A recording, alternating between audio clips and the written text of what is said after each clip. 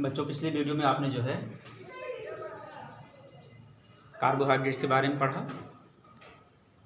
ठीक है। तो अब हम लोग बात करेंगे वसा की।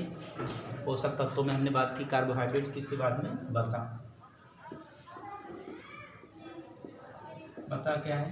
ये भी कार्बन, हाइड्रोजन और ऑक्सीजन का यौगिक है, ठीक है।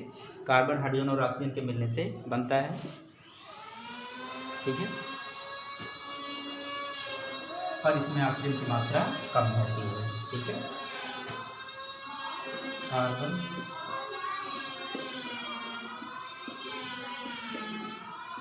हाइड्रोजन और ऑक्सीजन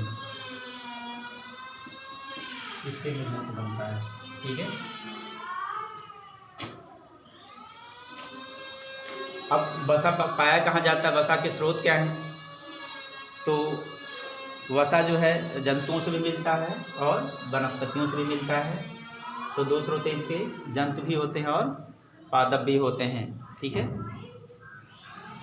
तो जंतुओं से जो है वसा मिलती है, ठीक है। जंतुओं से तो क्या होता है? जैसे मक्खन है, ठीक है।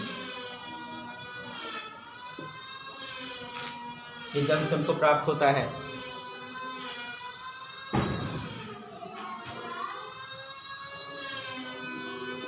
पनीर है, ठीक है। घी है, ठीक है। दूध है, ये जंतुओं से प्राप्त होता है, ठीक है। इसके बाद पादपों से भी वसा हमको मिलता है, ठीक है। तो पादप भी जो इसके स्रोत हैं, जैसे नारियल, ठीक है। नारियल भी वसा का क्या हो गया? स्रोत हो गया। इसके बाद में मूंगफली है, ठीक है। जो तेल हमें प्राप्त होते हैं, जैसे नारियल से भी हमको तेल प्राप्त होता है, तो नारियल में वसा होता है। मूंगफली के तेल से हमको भी वसा प्राप्त होता है, ठीक है। तो इन सब से भी हमको क्या मिलता है? वसा मिलता है। तो ये वनस्पतिक स्रोत कहलाएंगे, ठीक है, ठीक है। तो तमाम है, ठीक है। सरसों लिख दे, तिलहन लिख दे, ये सब क्या है? वनस्पतिक स्रोत हैं वसा के, ठीक है। इनसे भी वसा है, इनसे वसा और इनसे वसा, और ये जंतु स्रोत है। किस तरह से हमको वसा जंतुओं से मिलता है और वनस्पतियों से भी मिलता है, ठीक है बच्चों। और वसा हमारे शरीर में उपयोग क्या है इसका?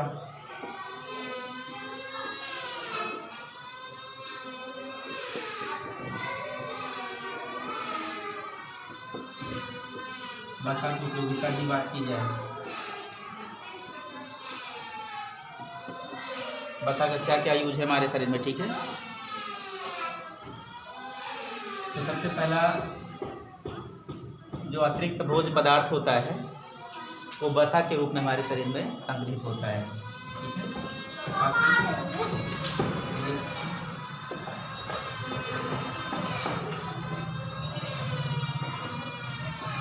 भोज्य पदार्थ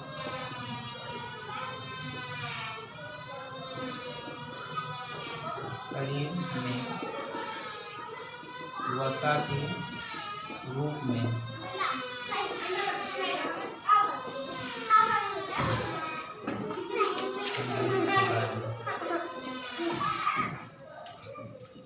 ठीक है।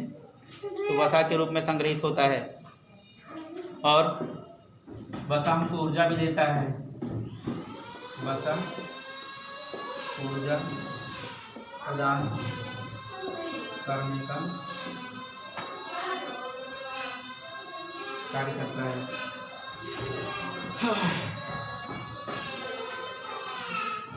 ऐसा भी देते हैं, वसा ऊर्जा प्रदान करते हैं, ठीक है।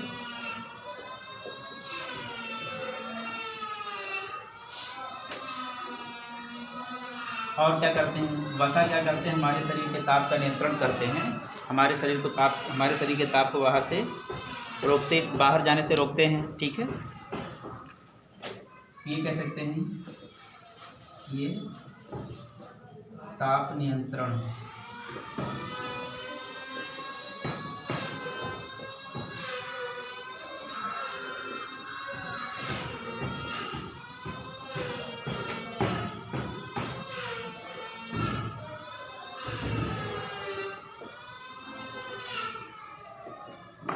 तो ताप नियंत्रण में सहायता प्रदान करते हैं, ठीक है बच्चों।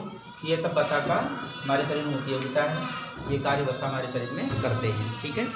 तो ये हम लोगों ने पढ़ा वसा के बारे में।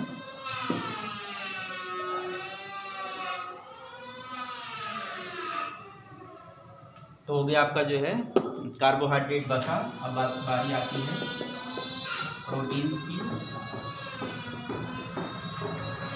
ठीक है बच्चों। तो प्रोटीन क्या होता है? ये कार्बन, हाइड्रोजन, ऑक्सीजन और नाइट्रोजन, ठीक है। कार्बन, हाइड्रोजन, ऑक्सीजन और नाइट्रोजन के मिलने से प्रोटीन्स का निर्माण होता है, ठीक। तो यहाँ पर कार्बन, हाइड्रोजन,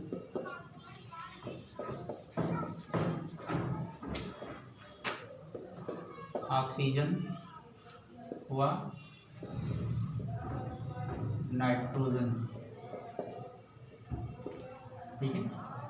ये मिल करके क्या करते हैं? प्रोटीन्स का निर्माण करते हैं। ये तीनों मिल करके प्रोटीन का निर्माण करते हैं, ठीक। अब प्रोटीन का स्रोत की बात कर ली जाए। प्रोटीन के स्रोत, तो प्रोटीन के स्रोत जंतु भी हैं और पादप भी हैं, ठीक है। जंतुओं से भी हमको प्रोटीन मिलता है और पादपों से भी मिलता है।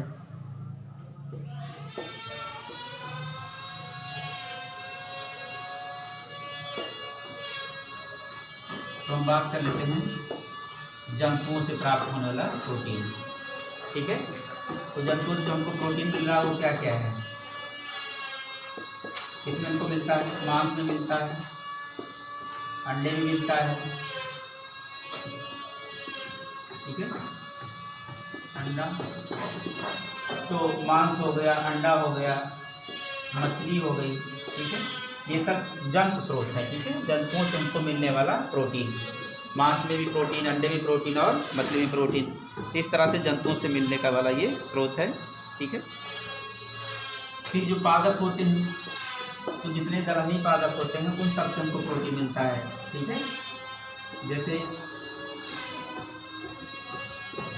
अरहर है, ठीक है, चना है, मटर है, मसूर है, जितनी भी दालें होती हैं सब क्या होते हैं? प्रोटीन के स्रोत होते हैं। इस तरह से दो स्रोत हैं, एक जंतु होता है और एक पादप। तो जंतु स्रोत, जंतुओं से जो प्रोटीन जिनसे मिलता है वो क्या है? मांस में जंतुओं से मिलता है, अंडा में जंतुओं से मिलता है और ठीक है मछली में प्रोटीन पाया जाता है, बाकी ये पादप हैं। तो इस तरह से प्रोटीन जो है प्रोटीन के स्रोत जंतु भी होते हैं, प्रोटीन के स्रोत पादप भी होते हैं। अब प्रोटीन्स की जो हमारे शरीर में उपयोगिता, अर्थात प्रोटीन हमारे शरीर में कार्य क्या करता है, तो प्रोटीन्स की उपयोगिता थोड़ा सा देख लेते हैं।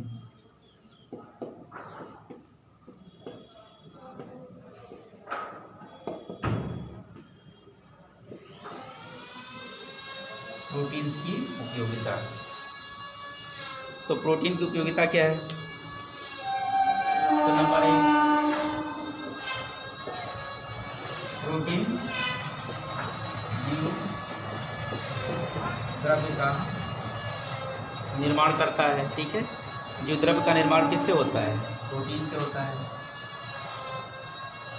प्रोटीन जीव द्रव्य के कह सकते हैं कि निर्माण का मुख्य घटक है। जीव द्रव्य का निर्माण प्रोटीन से होता है। दूसरी उपयोगिता, प्रोटीन जो होते हैं सभी प्रकार के एंजाइम का निर्माण करते हैं। प्रोटीन सभी प्रकार के एंजाइम का निर्माण करते हैं।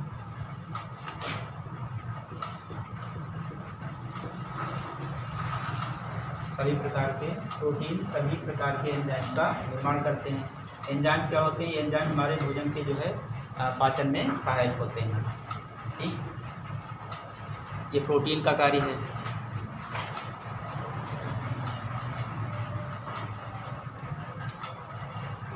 और प्रोटीन से एंटीबॉडीज बनते हैं और एंटीबॉडीज क्या करते हैं? हमें रोगों से रक्षा प्रदान करते हैं। ठीक बच्चों, तो लिख लीजिए प्रोटीन से बनी एंटीबॉडी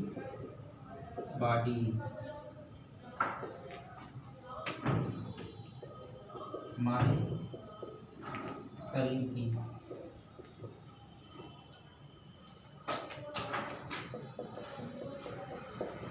रोगों से सुरक्षा प्रदान करते हैं। ठीक है, ये सब काम किसका है? प्रोटीन। जीव द्रव्य के निर्माण का मुख्य घटक प्रोटीन सभी प्रकार के एंजाइमों का भी निर्माण करते हैं, यानी कि जितने भी प्रकार के एंजाइम होते हैं सब प्रोटीन होते हैं। और प्रोटीन से बनी एंटीबॉडीज का निर्माण होता है, ये हमारे शरीर की रोगों से सुरक्षा प्रदान करते हैं। ठीक बच्चों, ये प्रोटीन के बारे में हो गया। अब प्रोटीन्स के बाद पोषक तत्वों में विटामिन भी आते हैं। विटामिन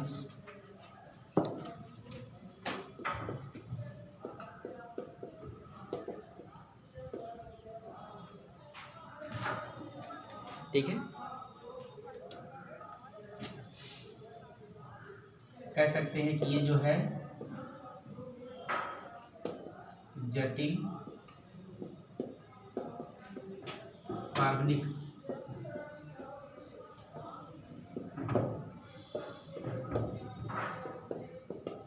पदार्थ हैं। क्या है ये? जटिल कार्बनिक पदार्थ हैं जो शरीर को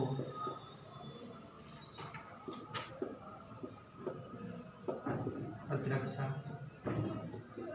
प्रदान करते हैं। ठीक है बच्चों, और इनकी कमी से रोग भी हो जाता है, जिसे कहते हैं अपूर्णता रोग। इनकी कमी से अपूर्णता हो जाता है। ठीक है, जब प्रोटीन की कमी होती है तो इसकी कमी से अपूर्णता रोग, सॉरी विटामिन की कमी होती है तो इसकी कमी से अपूर्णता रोग हो जाता है। ठीक, ये जटिल कार्बनिक पदार्थ होते हैं। ठीक है, शरीर की प्रतिरक्षा प्रदान करते हैं और इनकी कमी से होने वाला रोग क्या होता है? अपूर्णता रोग। तो इस तरह से विटामिन जो है हमारे शरीर के लिए बहुत ही आवश्यक है। अगर इसकी कमी हो जाएगी तो हमारे शरीर की तमाम कार्यकी जो है वो प्रभावित हो जाएगी। ठीक है, अब विटामिन की बात करें तो विटामिन दो तरह के होते हैं। विटामिन के प्रकारों की बात की जाए तो दो प्रकार के होते हैं। एक विटामिन होता है जो जल में घुलनशील, जल में घुलनशीलता के आधार पर। ठीक है, और एक होता है वसा में घुलनशील। दो तरह के विटामिन होंगे, एक जल में घुलने वाला विटामिन और एक वसा में घुलने वाला विटामिन। ठीक है, तो जल में घुलने वाले विटामिन कौन कौन से हैं? विटामिन बी, विटामिन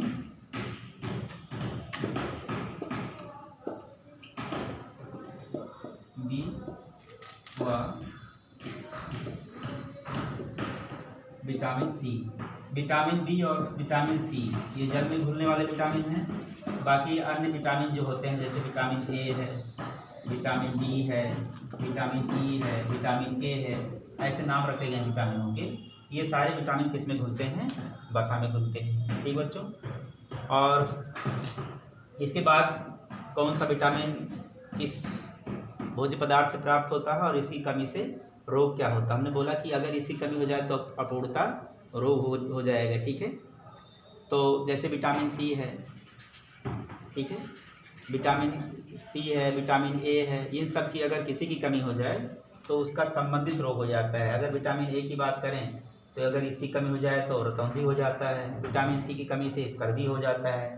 ठीक है, ऐसे तमाम जो है अपूर्णता रोग हो जाते हैं। हमें ये भी जानना चाहिए थोड़ा सा इसके बारे में जान लेना होगा कि कौन सा विटामिन किससे प्राप्त होता है, ठीक है, और इसके स्रोत क्या हैं। तो इसका एक टेबल है, उस टेबल से आप जो है इसको आसानी से पढ़ सकते हैं कि कौन सा विटामिन किससे में मिलता है, यानी कि उसका स्रोत क्या है जिससे में विटामिन वो प्राप्त होता है, और उस विटामिन का कार्य क्या है, और इसकी कमी से कौन सा रोग होता है, ठीक है। तो इस तरह से जो है हम समझ पाए विटामिन क्या होते हैं, जटिल कार्बनिक पदार्थ, ठीक है, शरीर का प्रतिरक्षा प्रदान करने का काम, अगर कमी हो गई तो अपूर्णता रोग हो जाएगा। अब घुलनशीलता के आधार पर दो भागों में बांट दिया गया है, एक जल में घुलने वाले विटामिन और एक वसा में घुलने वाले विटामिन, ठीक है बच्चों। तो इस तरह से जो है इनका वर्गीकरण किया जा सकता है, ठीक। इसके पश्चात होते हैं जल और खनिज लवण, ठीक है। तो ये भी हमारे शरीर के लिए बहुत ही आवश्यक हैं, जल और खनिज लवण। जीवद्रव्य का मुख्य भाग जल ही होता है, ठीक है, और हमारे शरीर का अधिकांश भाग क्या होता है, जल ही होता है। और जीवद्रव्य की कमी, अगर जल की कमी हो जाए तो जीवद्रव्य की सक्रियता को ये प्रभावित करता है, ठीक है। और इस नाते भी जो है जल बहुत ही आवश्यक है।